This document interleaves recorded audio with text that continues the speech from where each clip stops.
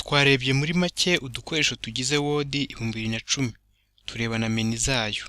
Harageze ngo dutangire rero kwiga uko bakoresha utwo dukoresho. Tugiye gutangira twiga uburyo bafungura Word 2010 kugira ngo utangire inyandiko. Turebe n'uburyo wita izina inyandiko yawe n'uburyo uyibika mu bubiko bwa mudasobwa. Twarebye kare uburyo bwinshi bwo gufungura Word 2010. Twarebye ko ushobora kuyifungura unyuze kuri menu yo gutangiza ariyo Start menu, ndetse ukaba wanayifungura unyuze muri All Programs ugashaka Microsoft Office, ubundi ugahitamo Microsoft Word 2010. Iyo Word 2010 ifungutse, uba ushobora guhita utangira ukandika. Akamenyetso kaba gafite ishusho y'agakoni kagenda kamyasagura niko kakuyobora aho ugomba kwandika, bakaba bakita cursor mu Cyongereza, bikaba bisobanuye inyobora yandika. Mbere yo gutangira kwandika inyandiko yawe ariko, biba byiza iyo ubanje ukayibika ndetse ukanayita izina. Kwita izina inyandiko yawe bigufasha mu kuyishaka kuri mudasobwa igihe ushatse kongera kuyikoresha. Mudasobwa ibibitse inyandiko nyinshi, ni ngombwa rero kwita inyandiko yawe izina rizagufasha kuyibuka, rikayitandukanya n'izindi, ku buryo wanayirangira umuntu igihe atari wowe ugiye kuyishakira muri mudasobwa. Kubanza kubika inyandiko yawe byo bigufasha kuba utayibura mu gihe watangiye kwandika, wenda nk'umuriro ubuze cyangwa mudasobwa yawe yizimije. Kwita izina no kubika inyandiko bikorerwa mu gice cyitwa Backstage. Iki gice ukigeramo unyuze kuri menu ya File, ubundi ukamanuka ukareba ahanditse Save As, bisobanuye kubika nka. Iyo ukanze kuri Save As, hahita haza idirishya riguha aho witira izina inyandiko yawe, ndetse ukaba wanahitamo aho uyibika mu bubiko bwa mudasobwa.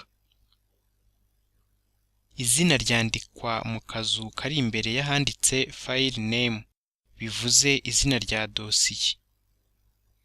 Ijambo dosiye rikaba rivuga itsinda ry'amakuru yabitswe ahantu hamwe hafite izina.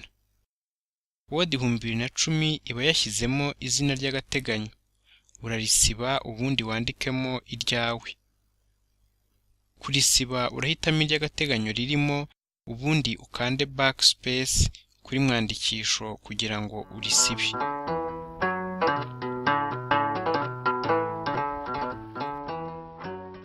Hasi gato handitse Save As Type, hakaba ariho hajya ubwoko bwa dosiye. Word 2010 ibika dosiye zayo mu bwoko bwa Word document, zikaba ziba zifite file extension, bivuze umusozo wa dosiye wa .x. Umusozo wa dosiye ni akajambo gahera ku izina rya dosiye yawe, gatangirwa n'akadomo, kakaba ariko kerekana porogaramu iyo dosiye yasesenguriwemo. Idirishya ryo kwita izina no kubika inyandiko rigizwe n'ibice bibiri byo hejuru, akaba ari byo guhitamo ububiko wabikamo inyandiko yawe. Igice cy'ibumoso kiriho ububiko butandukanye bwa mudasobwa, naho igice cy'iburyo kikagaragaramo ibiri muri ubwo bubiko. Ububiko burimo muri ako kanya ububwirwa n'izina riri hano hejuru mu mwanya wa aderesi. Inyandiko yacu tugiye kuyibika kuri desktop, bisobanuye biro.